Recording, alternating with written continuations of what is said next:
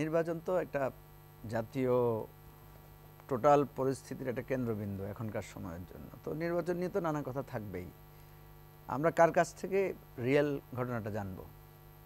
কারণ আপনার বাসার খবর আমি কার কাছ থেকে জানবো? আপনার থেকে জানলেই তো যথেষ্ট।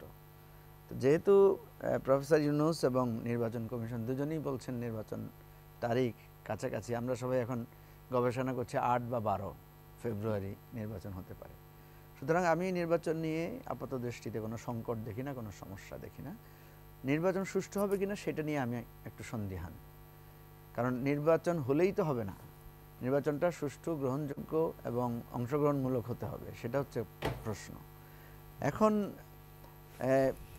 কখনো কখনো আমাদের কারো কারো কথায় মনে হচ্ছে যে নির্বাচন হয়ে গেলে যেন দেশটা একটা ভালো জায়গায় চলে যাবে, দেশটা একটা সন্তুষ্টির জায়গায় বা সমাধানের জায়গায় পৌঁছে যাবে।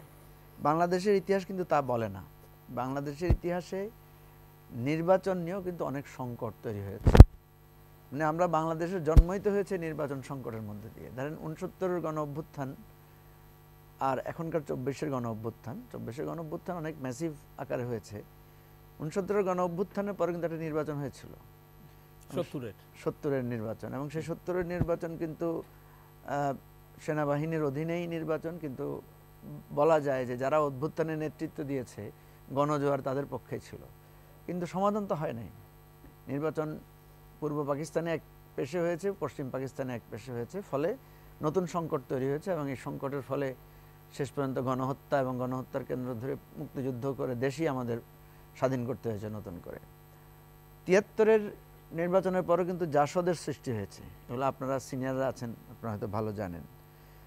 এরপরে ধরেন ওই সাত্তার সাহেবের নির্বাচনের পরে এরশাদের উত্থান, শেখ হাসিনার এই যে পরপরে এতগুলো নির্বাচন, সবগুলা নির্বাচন নিয়ে কিন্তু সংকট।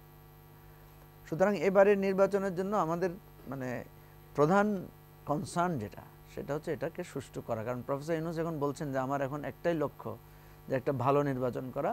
প্রথমে উনি বলেছিলেন যে একটা একেবারে শ্রেষ্ঠ উনি নির্বাচন করবেন, কিন্তু এই নির্বাচনটা খুব শ্রেষ্ঠ হবে না, কিছু বিতর্ক থেকেই যাবে।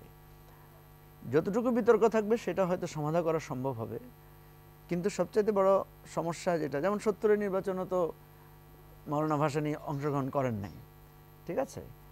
তো আমরা যেটা দেখি যে সেটা হলো যে নির্বাচনটা সুষ্ঠু করার ব্যাপারে প্রধান মানে অনুষঙ্গ থাকে হচ্ছে রাজনৈতিক দলগুলো। তো এখানে দেখা যাচ্ছে জামাত, ইসলামী আন্দোলন বাংলাদেশ এবং এনসিপি সহ আমরা আরও যারা অনেকে ছিলাম, কিছু কিছু ব্যাপারে আমাদের একটা কনসার্ন আছে।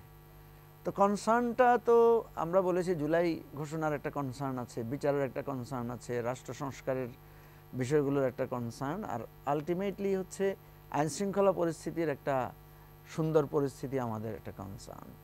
এই জায়গাগুলোতে কিছুটা অস্পষ্টতা বা কিছুটা বিরোধ থাকার কারণে নির্বাচনটা যদি এই সংঘাতময় একটা পরিস্থিতি থাকে, তাহলে সেখানে কিন্তু আওয়ামী লীগ একটা ভূমিকা নিবে এবং সেই ভূমিকার কারণে নির্বাচন আরও সংঘাতময় হয়ে উঠতে পারে।